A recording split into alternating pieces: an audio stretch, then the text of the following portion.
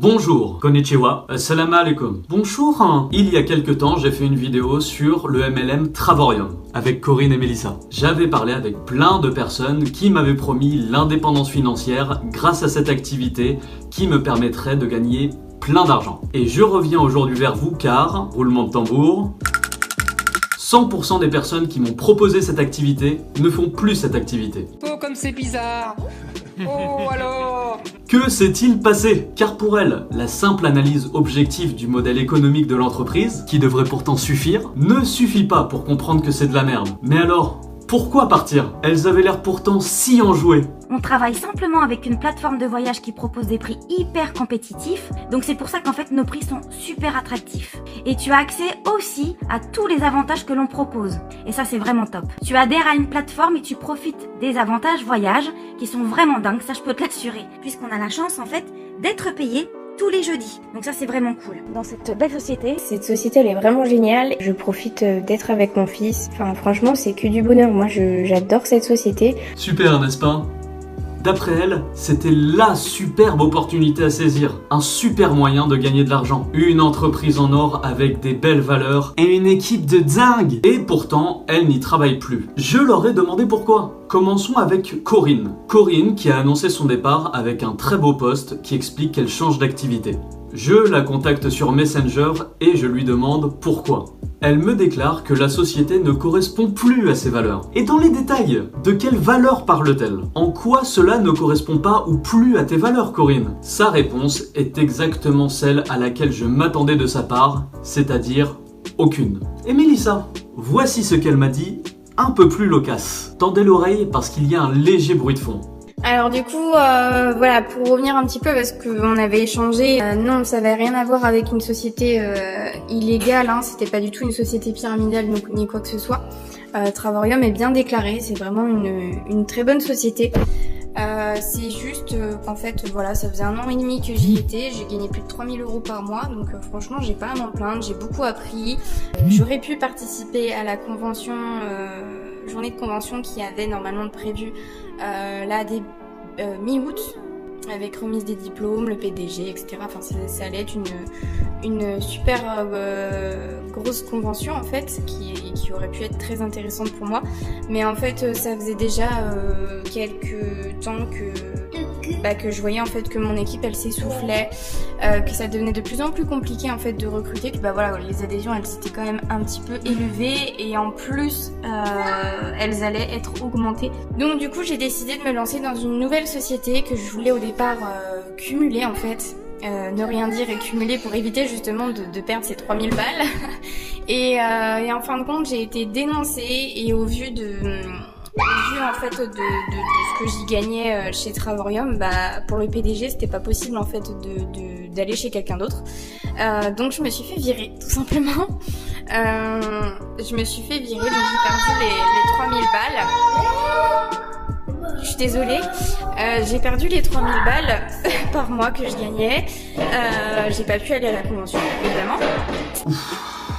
Effectivement, quelle équipe de dingue, quelle belle société. Cela résume parfaitement le problème du marketing de réseau. Car effectivement, je me dois de signaler quelque chose qui est fondamental à comprendre dans le milieu du MLM et qui est systématique. Le travail ne consiste qu'à vendre les avantages de son travail pour parrainer des gens qui parraineront d'autres gens et ce, à l'infini. Et c'est là où se trouve le cercle vicieux. Pour recruter, il faut faire croire que ça marche jusqu'à l'éventuel moment où ça marche. Fake it until you make it, comme disent les Américains. Donc en attendant, on mitonne. Mélissa s'était par exemple confiée sur son expérience passée dans une autre saloperie qui s'appelle Juice Plus. Du coup, comme je te le disais, moi j'ai fait 4 mois chez eux.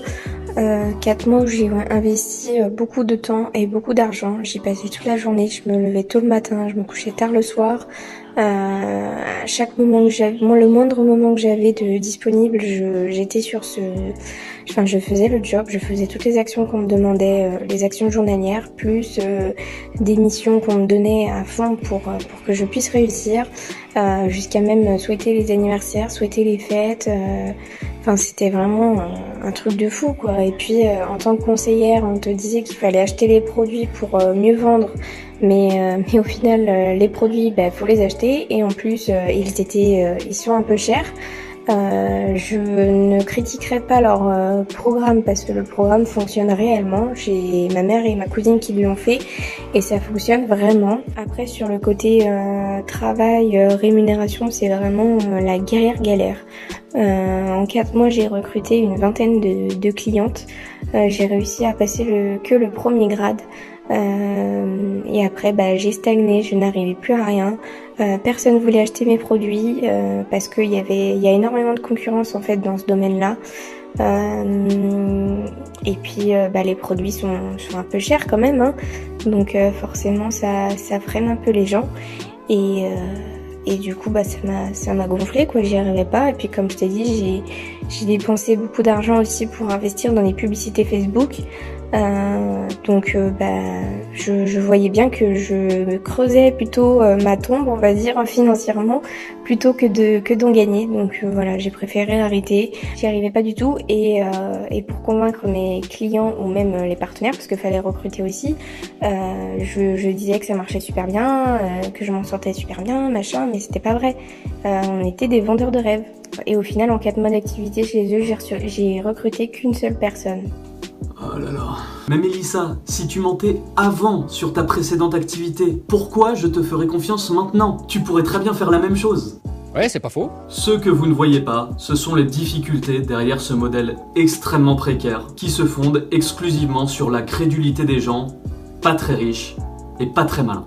Tu es mignon mais tu es un tout petit peu con. Et comme pour l'immense majorité, quasiment tous, ça ne marche jamais, au pied du mur, elles arrêtent pour recommencer dans un autre MLM. Oh, quasiment toutes celles qui ont essayé de me recruter sont aujourd'hui dans un autre MLM qui s'appelle Future Infinity, une autre bouse dans le milieu du trading et de la crypto-monnaie, méfie-toi. En conclusion, n'entrez surtout pas dans le MLM, c'est de la merde. Si vous y êtes déjà, sortez. Et même si ça peut marcher pour certains, moins de 1% seulement gagnent de l'argent, ne l'oublions pas. Ce sera de toute façon sur le dos des gens qui se feront plumer en dessous.